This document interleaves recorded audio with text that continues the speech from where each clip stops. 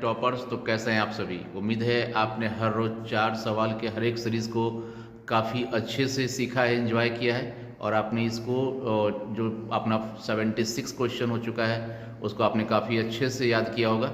और आज अपना ये पार्ट 20 है, 20वां, यानी कि आज हम लोग अपने 100 का जो टारगेट है उसका 80 क्वेश्चन पूरा करने वाले हैं। तो आप सबका एक बार स्वागत है आपके अपने यूट्यूब के प्लेटफॉर्म पे इंग्लिश विद बेपुल सर।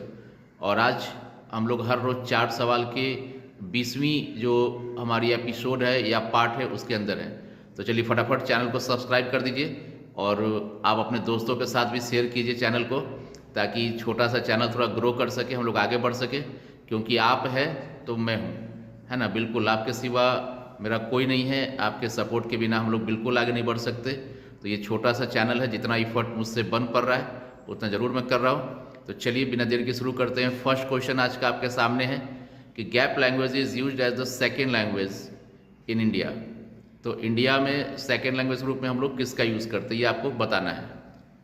सेकेंड है कि Chaucer did not use the words of. Chaucer English period है ना, चौसर कौन से पीरियड का वर्ड्स को अपने राइटिंग में यूज़ नहीं करता था।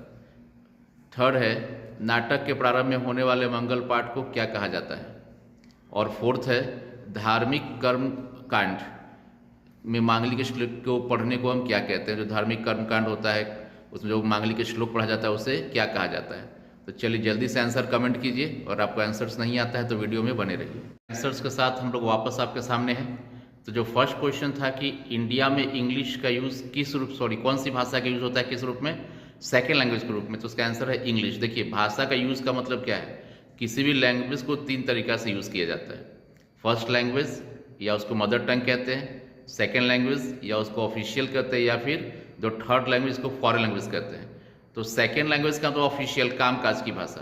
तो सवाल यही था कि आखिर इंडिया में वो कौन सा भाषा है जिसका यूज़ हम लोग अपने ऑफिशियल वर्क्स के लिए, कामकाज के लिए ज़्यादा करते हैं, मेन रूप से करते हैं। तो आंसर इज इंग्लिश।